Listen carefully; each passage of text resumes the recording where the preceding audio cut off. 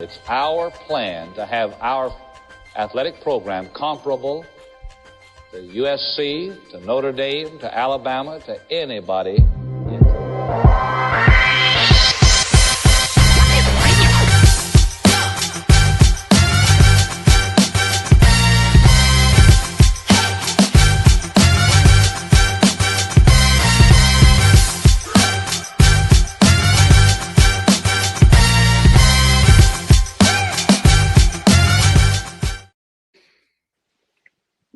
Normally, I start the episode with a clap, but to be honest, there's not much to clap about right now.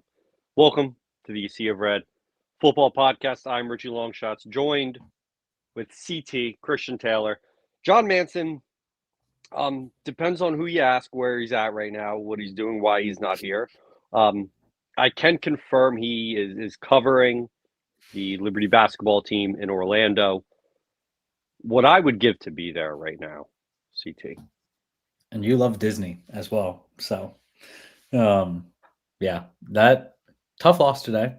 I know it's not a basketball podcast. Tough loss today, but Towson's a really good team and it was a good test for us. So, yeah, I would love to be at Disney right now. Yeah, CT, I'm going to be completely honest. I've been having some tech issues. You sound like one of the Alvin and the Chipmunks right now through my AirPods. And it's definitely a me thing.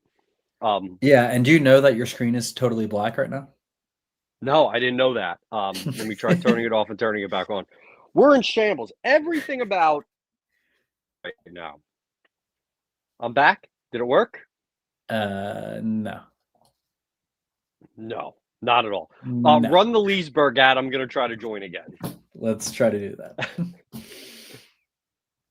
me find it.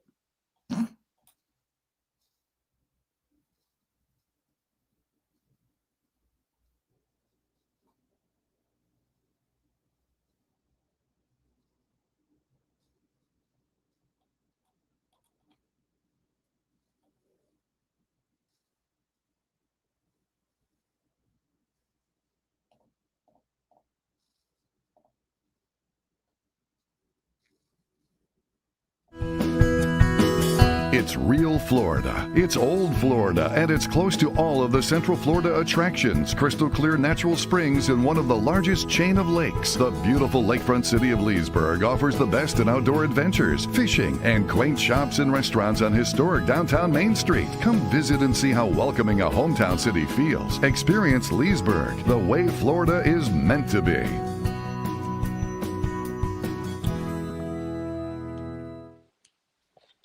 Can you hear me? Back.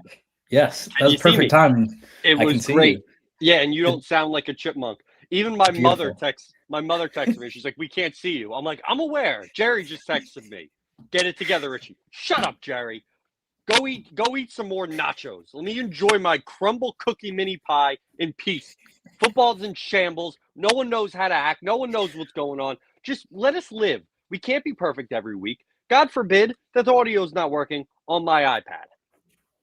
Yeah, and it worked out. It took me 30 seconds to find the ad anyway, so it was the perfect timing to get you back. We're all just trying to survive. We're all just trying to make it day by day, and that's at some points that's all you can ask for. Yeah, we're trying to just make it to the end of the season.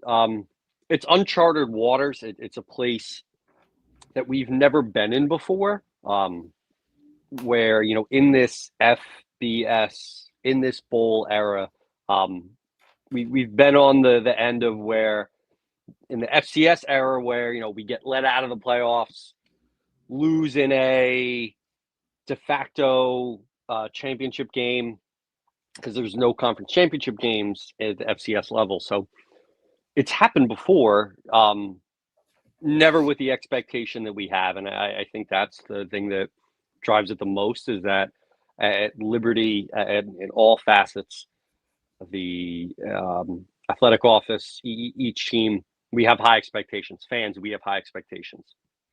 And this season hasn't met those. The season, to be honest, hasn't come close to meeting those. And we really saw it, a microcosm of that all take place Saturday afternoon against La Tech. And it's probably a good place to start.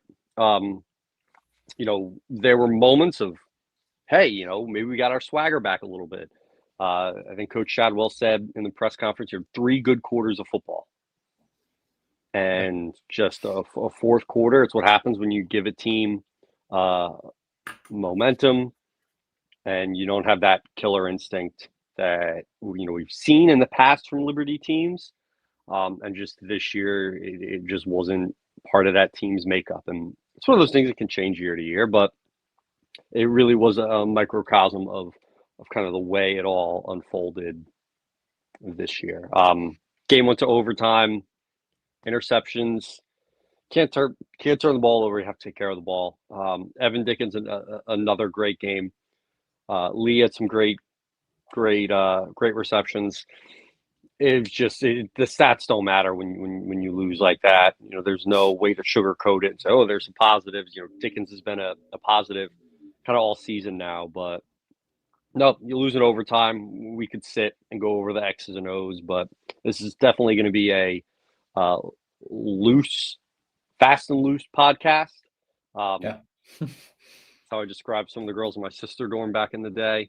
But that's neither here nor there. It stinks. I don't know what you want to say. I don't know. There's nothing we can tweet. No one's changing their opinion. No one's going to listen and be like, oh, that's right. Maybe this stinks. Thoughts on latex, CT? Yeah, I mean, I honestly don't even know how many viewers that we're going to have tonight. One, because John posts so many on his own with all his facts and everything else. No one wants to listen to us. And two, who want to? We have nothing to play for at this point. Like everybody's on basketball already. So, who knows? There's not much to talk about. I don't have much to talk about, but yeah, I mean, it doesn't even sound fun breaking down or even complaining about the game. It's just Ethan Vasco had 4 interceptions. Yeah, they were. I don't know. It's just we had an opportunity to seal away the game. You're up 28-7, pretty late in the third quarter. With a running back that has 200 yards. Yeah. It was just we didn't do that. No, and it's one of those you saw the train coming and you just couldn't move out of the way. It's like when you have those dreams that you're just kind of frozen and the inevitable doom is coming. And part of you is like, oh, maybe this will be. No, when I saw that they got the ball first in overtime, I had a bad feeling, and it stinks. I've said it on here before. Ethan Vasco seems like a really good kid, a nice guy, good in the locker room, all that stuff. But the quality of play that we expect at Liberty has to be better. Yep. And it's not just Ethan Vasco; it's multiple positions. So we'll quickly talk about Kennesaw State briefly, and then kind of talk about what comes next. What is next season going to look like? What is the off season going to look like? Because there are a lot of questions right now. So before we jump into all that, Kennesaw State. Before we jump into Kennesaw, I've got a comment for you. Specifically for you. I say we start the Leesburg Bowl. Chuck the diabetic. I hope that doesn't mean diabetes. And if you do, I'm praying for you, Chuck. I agree. We should have the Leesburg Bowl in Florida. I don't know who we can play. Let's play Coastal. Screw it. Yeah. Let's have some fun. I don't know. Let's play Rutgers, the Richie Long shots. Because there's no shot Rutgers beats Penn State this weekend. We do the Richie Long shots bowl. If I hit the lottery between now, I'll front the bill for the first ever Richie Long shots bowl between 2 teams that aren't bowl eligible. Can't imagine anyone will want to play, but it's coming soon. Richie Long shots bowl coming soon to Leesburg, Florida. Can't wait. Yes, I'm sure there's a football field somewhere in Leesburg. There's got to be. There's a high school, so they definitely It's real Florida. It's old Florida, and it's close to all of the Central Florida attractions. Crystal clear natural springs in one of the largest chain of lakes. The beautiful lakefront city of Leesburg offers the best in outdoor adventures, fishing, and quaint shops and restaurants on historic downtown Main Street. Come visit and see how welcoming a hometown city feels. Experience Leesburg the way Florida is meant to be.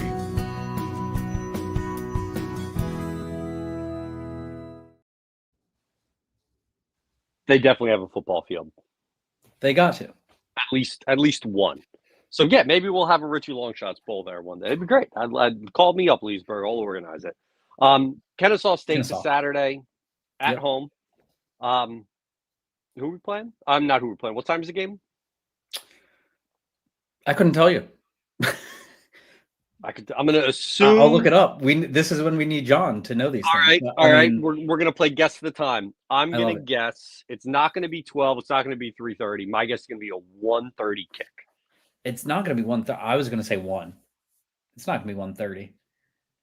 Let's see. Nothing makes sense anymore. We've got a 3:30 kick on CBS Sports Network. 3 on the network? Well, because it was supposed to be a good game. You know what? And it still could be a good game. I'm going to keep the Sure. positivity. I do believe to some capacity that there is going to be, they're not going to give up and just roll over and let Kennesaw State pet their belly. You have guys that want to get out there, that want to put some film out there. Maybe they're getting a chance to get on the field for the first time. I'm sure we're going to see some freshmen, some sophomores, some players that we might not have seen before. I did see a tweet today that Merdinger was playing with the ones. I don't know what that looks like.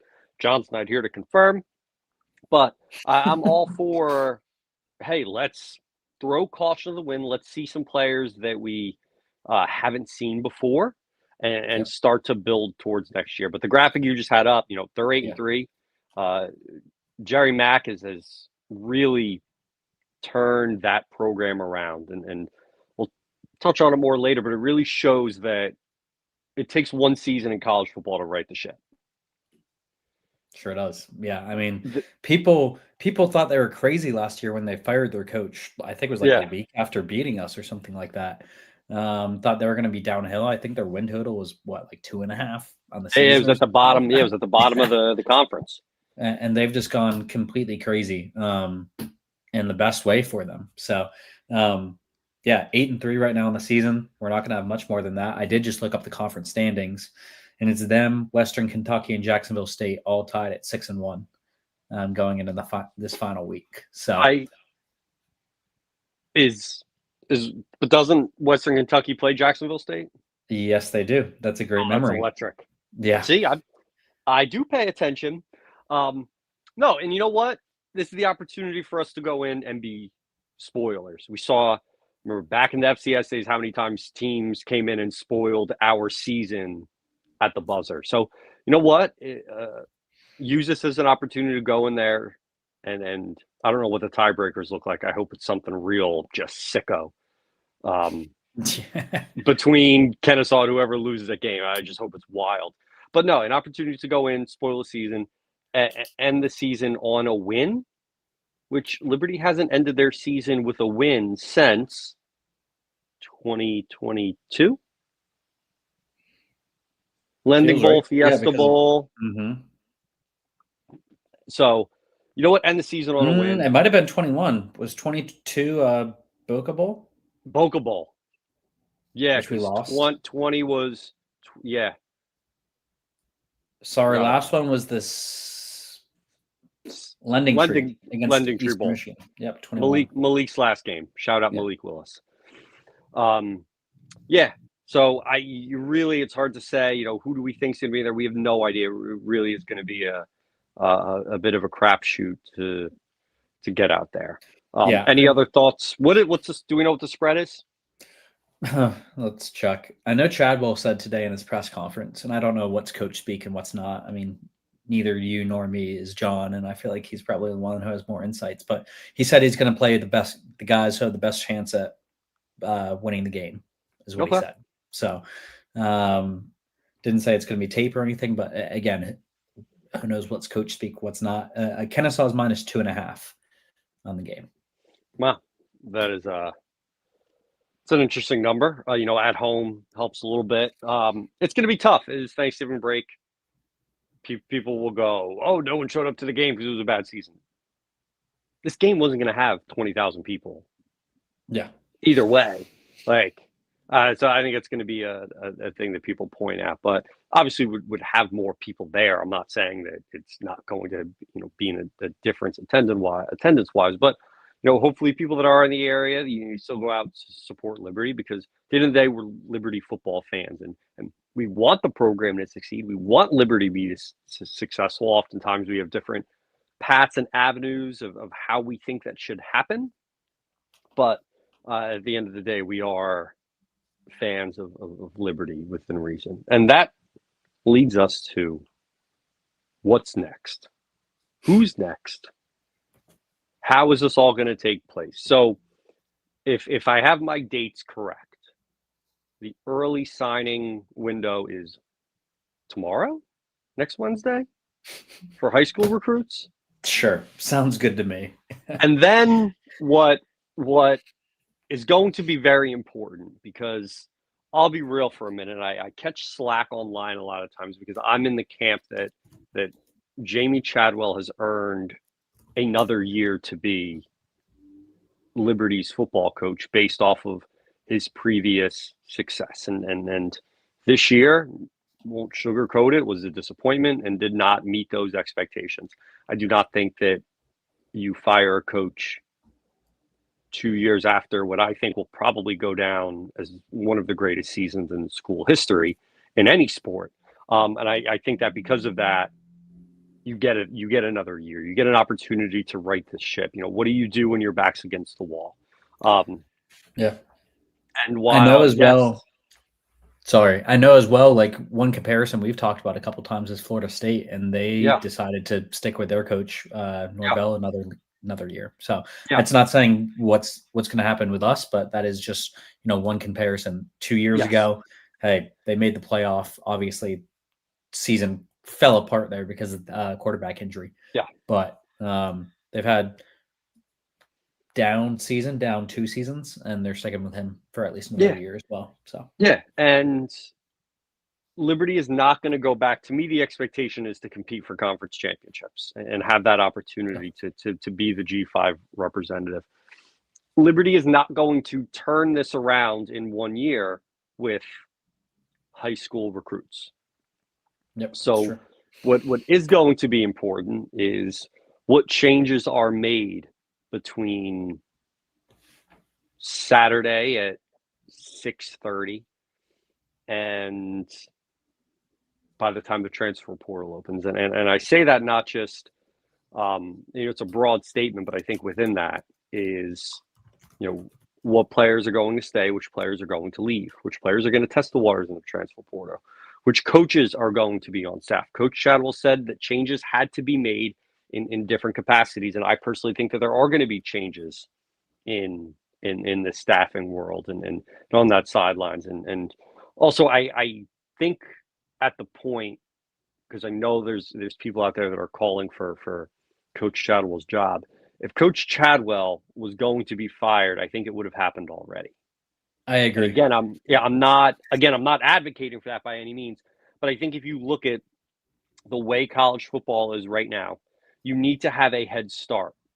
You can't wait too long to make a decision like that, because now you're starting the interview process and you might not have your guy locked in by the time the transfer portal opens. And that's probably most important thing in college football right now, is that transfer portal window, which now there's only one, where you had an opportunity to kind of get back to the well after spring ball. It is so important to have all of that locked in. So I think that those first two dominoes that are going to fall are going to be, all right, who at Liberty is staying, who Liberty is going, and then what does the staff look like? Who stays on, who goes on to other schools? What does that look like? Again, I'm not the X's and O's expert. I was a mediocre kicker in college, so I'm not going to sit here. In high school, I didn't even kick in college. I was a mediocre kicker in high school. So I can't sit here and say, all right, this scheme, this player, that. And I think once we get, and interrupt me at any point, CT, because I'm at this point just on a soapbox. I love long shots rambling. And once those two things are settled, we get to the transfer portal, and that's what's going to make or break Liberty season next year. And what that looks like. What is the recruiting philosophy going to be? Where are the positions that we are going to be really targeting? We brought in 2 quarterbacks this year, and again, no shade to Ethan Vasco. It just did not work. It didn't work. We've seen the difference between having a quarterback with a ton of talent that fits this offense, and we've seen a quarterback that doesn't match up to that. I think there's a clear difference between the Caden Salter offense and the Ethan Vasco offense. So for me, quarterback obviously is number one priority, CT. I'd be interested to see what are your thoughts outside of the quarterback position. Yeah, no, it's a great question. I'm also going to think about one what if, and it is just a what if, but you saying that, the Vasco experiment didn't work, which I think we can all agree. And I'm sure the coaching staff would agree as well. I know there's one guy who I believe is pretty publicly rumored to be in consideration, and that was Matthew Sluka, who went to JMU. He is not starting at JMU, so maybe who knows what his quality actually is. But he played well at UNLV. Yes, exactly, and he played well at Holy Cross with Chesney before that. But who knows? What if we went with him instead of Vasco? Who knows? But that's something I was just thinking about. Like, I'm very curious, what it could have looked like differently. Yeah, and that's tough for me because you look at it, you're looking for a quarterback, and I think there's two paths you can go down. You go down the guy that balled out in the FCS. Yep. The who's the quarterback at Tennessee? Joey Aguilar. Wasn't he FCS before, right? He was App State. He's App State. I forget what quarterback. Ole Miss's quarterback. Yeah. He was an FCS guy that balled out. Cam Ward, FCS quarterback that balled out. Or do you look for that quarterback who was at a Power 2 or a Power 4 school that can come in? So there's that. You get a guy that's put up numbers and a guy that kind of maybe had potential and got lost in the depth chart. So I think it's a very interesting, last year it was a guy that came in and, Vasco had injuries, so didn't play a ton. Merginger was a backup in North Carolina, didn't play a ton. So my guess, and I have zero inside information, like people overestimate what I know. Like my conversations, anytime they're ever with the coaching staff are about like the NBA or golf.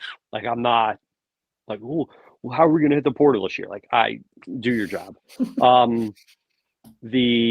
I think because of what we saw, we're going to try to find someone at that FCS level that was a baller, that put up numbers, that they don't have a year off of playing football. They're going to come in and kind of try to pick up and continue what they did at that level.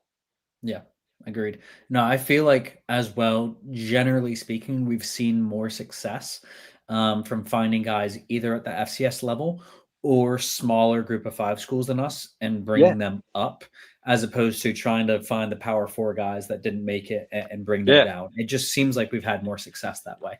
Yeah, obviously, like Evan Dickens is an exception, but a lot of them are a lot of the guys, that have come in has been that, they have numbers, they have a bunch of they have game tape, they have a stat line. What's up? Did we get in trouble? What? Are we in trouble? Can y'all hear me? I'm not in trouble. Yeah. I don't know if y'all are in trouble. All right, I made a comment about. It's good. I made a comment about sister dorm girls, and Jerry texted me right away. Clinch them, I haven't heard not the other. That's good. Good clarification. Yeah, not the other one. Other one would probably find it funny. How's Hollywood Studios? Vibes are great, which makes it kind of funny to jump on this podcast, I'm sure. Yeah. Hey, John, do you think the staff's going to find a quarterback who sat the bench at a Power 4 school or a quarterback who balled out at the FCS level? That's our current discussion. I would prefer the latter because, I mean, I Me don't too. know. Let's get a guy. Let's get a guy like I don't know. I can't think of somebody off the top of my head right now, but somebody that's proven they can do it at a smaller level and looking to come up to make a splash at a higher level. That's what I would prefer. But I'm sure y'all have talked about we definitely need to go into the portal after a quarterback or two, or to at least give some competition. It will be interesting to see how many quarterbacks that are currently on the roster are on the roster when we get to spring practice.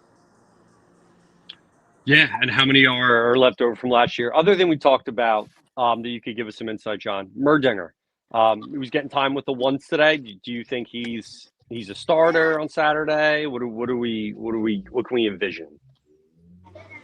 I know he's getting a lot of work, but I think that's just because of Vasco's shoulder injury that he suffered. Mm-hmm. My guess is that Vasco starts and plays most of the game, judging that based solely on what Chadwell was talking about in his press conference this morning.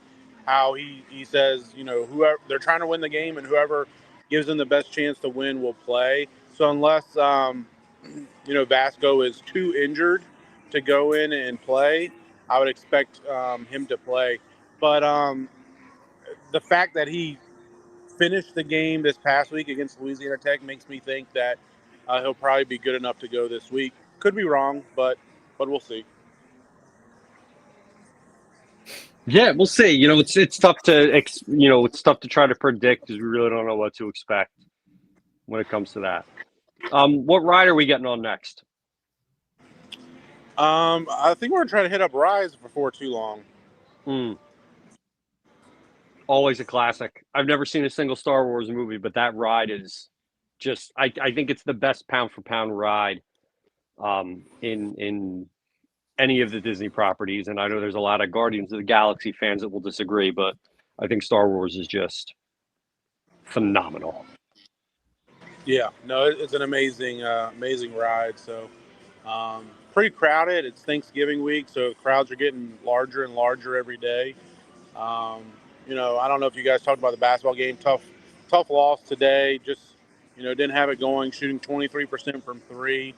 We're really missing Isaiah Enon and Josh Smith, who's only playing about 7 or 8 minutes a game now. Hopefully those two guys can get back to full speed by the start of conference play. And, this will be a lot different looking team. And I don't think you'll have many nights where we shoot 23% from three. But, hopefully the team can bounce back. We're playing Bradley, who has Caillou on the team. I remember that guy. Tomorrow, Wednesday afternoon. Yeah, Caillou. And he actually plays. He plays about 5 or 6 minutes a game for them. He played some today. So that'll be interesting. And hopefully we can get a win and get out of here with a 2-1 record. But I'm sure you guys are doing great. I don't know, CT, I think you're producing tonight. So I don't want to. Yeah, try to put me in here in a second when I get done. Put me in the background in the studio, and I'll just stay logged in because I think if I exit out, it's going to shut the podcast off, and we don't want that to happen. Well, it wouldn't be the worst thing, but I appreciate it. John, one last thing before you hop off. If you weren't going to be in Disney, where else would you maybe go right now? Like, I don't know. Help me out with the question, CT, because if you, in Florida, where else in Florida could you go, John? Oh, is it that time already? No, I think we might have run it twice already. Oh, you're just going to run it a bunch of times? But, absolutely. Leesburg's a great place to be. But what's kind of funny, or not really funny, maybe the opposite of funny, is during the timeouts at this State Farm field house at ESPN Wild World of Sports here in Orlando, they have a lot of like ads for the ESPN bowl games. Like, come on, it's bowl season. Let's go to Boca Raton Bowl, or let's go to the Cure Bowl. There was an ad for that. And I'm sitting here like, this is just salt in the wounds. So it's kind of tough to hear, and I still can't believe we're 4-7. How did that happen? And why did we not give the ball why did we not give the ball to Evan Dickens? Like, run the ball.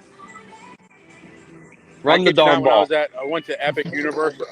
Yes, I went to Epic Universe. I was texting with you guys Sunday, and that was one of the first shirts I saw in the morning.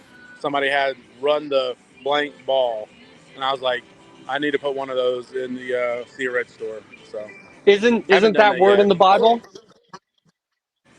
It is. It's in the Bible. And it's current. Oh, look, it's snowing. Fake snow here at the Springs. That checks out. Yeah. That checks out at Hollywood Studios. Yeah. All right, guys. Well, appreciate it. No, thanks for joining in, John. Yep. I can actually see the comments. I've never been able to look at the comments before. I'm gonna You read the always comments. have. You just probably haven't known how to. So No, that's Thanks, just John. I'm on my phone now. Cut the check. Yeah, so the thing is, someone said cut the check. let me thing find that. I'll get it is- pulled up. There we go. It's revenue share. There is no more Flames Rising that cuts the checks. The checks come from the Yeah. school. You can donate to the Flames Club to help cut the checks, but we can't help. We're retired. There's no more cutting checks from any of us. So I do. I got nothing. I like the Flames Club plug. I do think that comment was about cutting the check to fire Chadwell.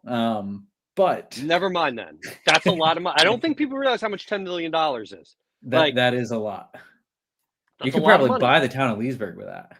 Oh, I could have my bowl game for $10 million. They Yeah, like seriously. $10 million is a lot of money. Where I am. You- like that's a lot of money. And yes, Liberty has a lot of money, but they spend it wisely. And you could just throw your money at a problem. Again, mentioned earlier, if we're in the same boat a year from now, the buyout goes down. Mhm.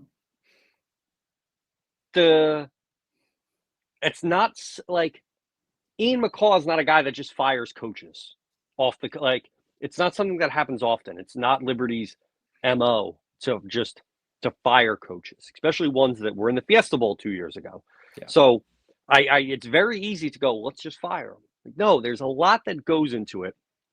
And the thing I say again and again is that there are so many coach openings right now and so many trickle downs that are going to happen that Liberty is not a top 15 to 20 job of what is potentially going to be open. Yeah. But I think you would have a hard time trying to find a quality coach. And someone will in the comments that Jamie Chadwell isn't a quality coach. Jamie Chadwell has shown multiple years that he can be an absolutely quality coach. Chadwell's a Mirage and Migley and free success. It's a bold thing to say. Yeah, I mean, that's exactly what you're alluding to. Here's the thing. He also had success everywhere he went before that. At Charleston Southern, he turned them into a playoff program. Yeah. That was not in the back of anybody's success. And look at North Greenville. Like, he turned them into, like, what are they, D2? Like, he turned them into a program as well. So guess what? People don't want to hear this. And I love Hugh Freeze. Hugh Freeze doesn't go undefeated in 2023. No. Hugh Freeze, who everyone sitting there wants to hire, I've said it before on here. Yeah, we could talk about a lot of those great wins that he had, but we're going to sit here and not talk about the loss to ULM, loss to UConn. Like, there were some bad losses mixed in with some good wins. So I don't think Hugh Freeze goes undefeated in that year. Also, 50% roster turnover that year. There was 50% roster turnover from 22 to 23. So yes, very easy to sit here and say, Hugh Freeze is like, no, I genuinely don't know what coach you are going to hire. And I've said it before, I'll say it a million times, so I'm blue in the face. No good football coach is going to leave their good job to come to a place where they know it takes 2 down seasons, a down season and a bad season, and they're out of there. Yeah. Where the job security, and then now you're turning into Auburn and Florida that are just shuffling. And it's the only reason they can do that is because they have the pedigree of the SEC. We don't. Yes. Yeah. And it's still not working out for them, but that's the only reason that they can still attract decent coaches. Yes. So I just think the timing of it, where there are going to be very high profile jobs open. There are already high profile jobs open. And I just don't think that cutting the $10 million check is the right thing to do. Or however the buyout is. Everyone just says $10 million.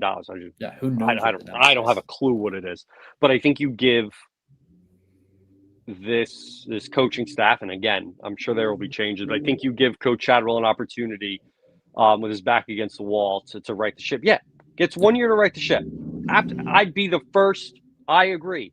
And I don't think anyone would have an argument, against that if we're in the same boat a year from now.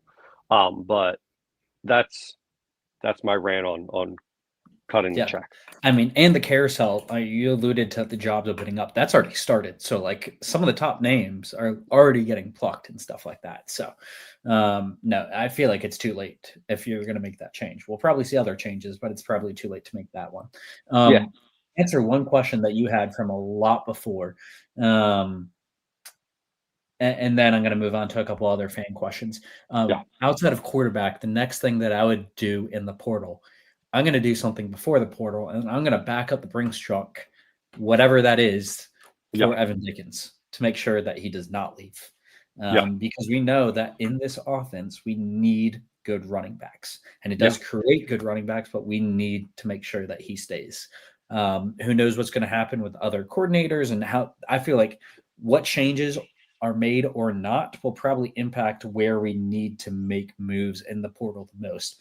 So the thing that I think is most important after quarterback is making sure that Evan Dickens stays.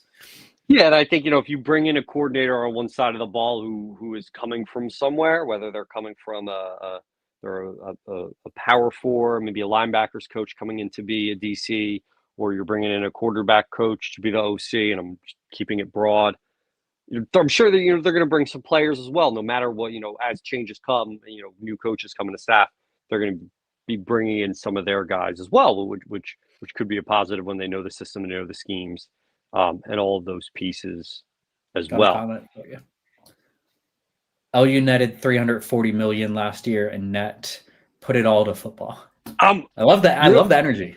You don't have to tell me twice. Like, I get it, but it's just not the way I will say this. I think President Costin has done an absolutely incredible job as president of Liberty, and he understands what he has to do as president, because he's not just the president of athletics; he's the president of the entire university, and that's not his. I've only spoken to him a couple times, and very rarely is anything like this. I've never talked about anything like this. I just don't think that he's the kind of guy that's going to do something like that, to just throw $10 million at a coach to disappear. It's just not. It doesn't seem in his realm. On top of the fact that Liberty's not known, as I said before, for firing coaches. But throw it all in. Back up the Brinks truck. I'm with you. You don't have to tell me twice. How massive do you think the exodus in the portal will be or not? I mean, we went to the Fiesta Bowl and we had an exodus. We went there's going to be an exodus always in college football. Probably be more than last year, but that's the nature of the game. There's going to be an exodus at a lot of places. I've already seen some FCS players that it gives their season, their playoff starts, so season ended for a lot of schools. Really good players hitting the portal already. So there's always going to be an exodus, probably more so than before, but I don't have a ton of information about who, when, why, or how. Yeah, we'll find out. I mean, we'll probably start seeing the names drop. The portal doesn't open until January 2nd, but we'll start seeing those names after the game next week. And honestly, glass half full. I don't know how I'm going to make this, but glass half full. The fact that we don't make a bowl game means that we have more time to plan and figure things out. It's almost better to be 5-7 or 4-8 and looking out than 6-6 and squeaking one in, having to prepare for a bowl game, seeing if guys opt into the game or opt out, hit the portal. That's just a whole mess. So glass half full, it's going to give us more time to prepare. Yeah, I see positives and negatives to both of it. So It is what it is. Any other good comments that that are appropriate to read on air? I'm going to say this. All right, I'm going to tell you how this worked. It was $50 million at first, and then they negotiated it specifically. They had a clause in the contract that he had to go look for another job. Richie, you can say more, but that's the one thing that I'd say. Like, it was a specific clause that he had to look for another job, and if he found another job, then it would get dropped out. Yeah, he negotiated. Like, James Franklin could have taken $50 million and just gone to Big Ten noon kickoff or whatever it's called. But James Franklin wants to coach, and he wants to get out there, and he still has that passion and that fire. So no, that is not how this works. His buyout was not $9 million. It was $50 million. And the goodness of they should replace the Paterno statue with a James Franklin statue for turning that program around and saving them $40 million. Oh, like, no, that's not how this works. Another question. Do we not have a great QB in Houck? Richard, you're the Houck expert. So I think we do. I think we have a great QB in Houck, but I think that you have to always bring in options. You always have to have quarterbacks, plural. Next year is not the season for us to go, let's roll the dice on a red shirt freshman quarterback. As good as we think he might be, it's not dice rolling season. It is find the guy who is the guy. We don't have time. This coaching staff does not have time to be going, we'll give Houck a couple of years to start. Like, I don't see it. I think Houck is very good, but I don't think we're in a roll the dice. How many times did I just say roll the dice? 7. I don't see that being the situation. But again, I think from what I hear, Houck is a very good quarterback. Yeah, I mean, Heisman winner. And he could be. Bring the competition. Maybe he's the guy, but you bring in, you bring in competition. You bring in guys. We saw it this year. They just happen to not be the great guys. It is what it is. Nice guys, but not great football player guys. I don't see too many more. Here's one. Does ASOR do a transfer portal recap episode once the window closes?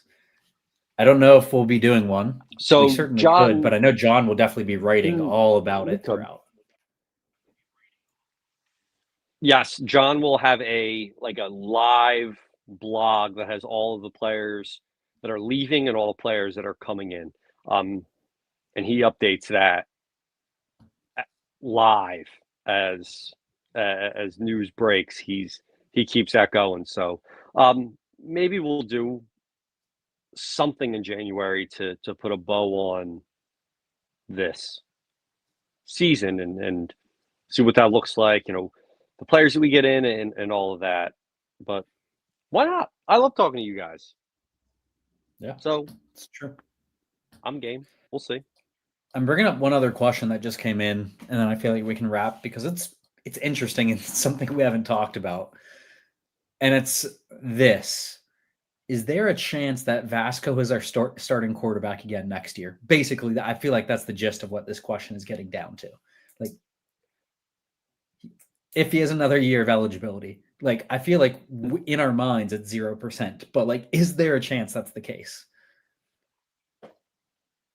I don't think there's a chance. I don't think there's a chance because what would change from this year to next year? Yeah, I mean, I agree. I hope not, but I can't say with 100% certainty that it's not going to be the case. Like, especially if we roll with him in this Kennesaw game. You can't say anything with 100% certainty. You can't say anything with 100% certainty. I don't know. I mean, I could say with like 100% certainty that Arch Manning will not be our quarterback next year. I will go on the record as saying that Arch Manning will not be Liberty's quarterback. I was 100% that Deion Sanders wouldn't be our next coach, although some people didn't believe that to be the case. Don't forget that petition. I don't like to speak in absolutes. Yeah. I don't like to speak in absolutes, but I'll speak in an absolute. And you could clip this. Ethan Vasco won't be the starting quarterback next year. I'm confident enough to say that. And it's no one's fault. It is what it is. But Yeah. no, I don't think that's the world will be there. But I any appreciate your closing words, confidence, CT? because I got nervous seeing that one. Yeah, closing words is I'm actually going to put one more up, and I feel like it's going to rage bait you a little bit, Okay. and I'm going to get you to respond, and then we'll wrap up. So, is it Creel? Well, is it Creel? It's definitely but Creel. It could be a Creel burner. So, I'll let you have it. Not going to lie, we're going to have to squint our eyes and brace for impact. The days of meaningful football on the mountain are over. No top recruits would consider Liberty, and the transfer portal has hurt us more than it helps us. The only solution is to return as an independent or join the Sun Belt. That's definitely Creel rage baiting me. No, I mean, I said it earlier. It takes one season to turn it around in college football. Like, look at Texas Tech. One season. JMU lost their coach. Bam. Turned it around in one. Like, it's not Kennesaw. Turn around in one season. The days of having to take 4 years to turn your program around are long gone. So as great as that is, it also takes one season for things to go the other way. And unfortunately, we were on that end of it this year. But yeah, there's no telling what next year can look like. And keep in mind, if we were independent, there would be no Fiesta Bowl. There would be the equivalent of college football playoffs nowadays. Just because we had some fun games on the schedule doesn't mean that we should be independent. We also can't just join the Sun Belt. You know, we can't just pick up and join. Oh, cool. Like, no, they have to invite us. And that's a step back. We can't force teams to play us. Yes, we also have to consider other sports. And Conference USA has been a step. Like, look at basketball, look at softball. Sun Belt would be a step backwards for every other sport outside of football. So, yeah, no, that was definitely someone I know rage baiting me. Somebody's saying it's a JMU fan. Could have been Sweat. Who knows? It would be a JMU fan. Well, the Sun Belt stinks this year, so have fun. I'm not gonna say it. It's gonna be very funny when they get left out because they were in the Sun Belt. When they put a 2-loss North Texas in. Thanks, MKE Ibon. It's great. They let me film in the nursery today. Yeah. How's baby? How's mom doing? We'll wrap up with that. Baby long shots. Everyone's doing great. We're very lucky. She's a happy baby. Everyone's been asking me, like, when are you going to bring her on the podcast? Never. I don't trust these idiot fans. I don't trust CJ. I don't trust Jerry. I don't trust Creel. They're going to have my baby memed in a matter of minutes.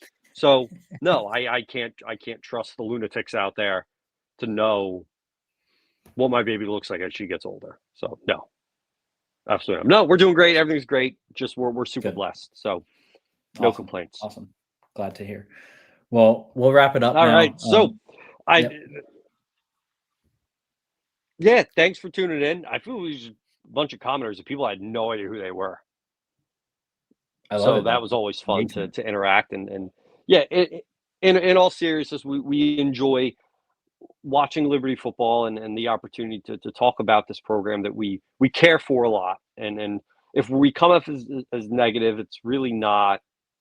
It's not our intent. You know, we want what's best. I tweeted, I said, at the end of the day, we want what's best for Liberty. We all do. As I said earlier, we have different paths that we think it will take to get there, but we all generally want the same thing. We're all hopeful that the season is a blip in a radar. Whether you think we could turn it around or not, I hope everyone still roots for the team. I think sometimes when you have a take that you feel so strongly about, and I'm guilty of it too, just not in this situation, that, you know, you would rather your team lose and your take be right. And I've been there before with, you know, the Raiders and the Yankees that find myself, you know, well, if they lose this game, I can gloat about how I hate Brian Cashman. So I hope at the end of the day, everyone supports the coaching staff. A rising tide, you know, lifts all ships. Everyone pulling the same direction. It doesn't hurt. So I just hope everyone continues to support Liberty, and as we hope that this season turns it around. And it's been a great season on the podcast, at least. Not a great season, but it's been great to talk about the season with CT, John Manson, our guests that we have each week. And maybe we'll pop in again, but we appreciate everyone tuning in, whether it's live or later on. Make sure you subscribe to the Sea of Red YouTube. John had the post conference with Coach McKay. I think he was the only one in the press conference live.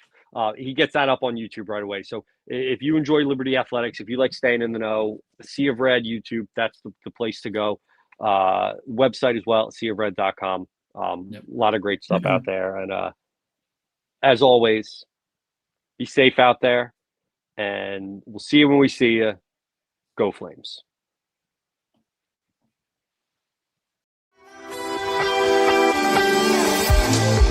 Thank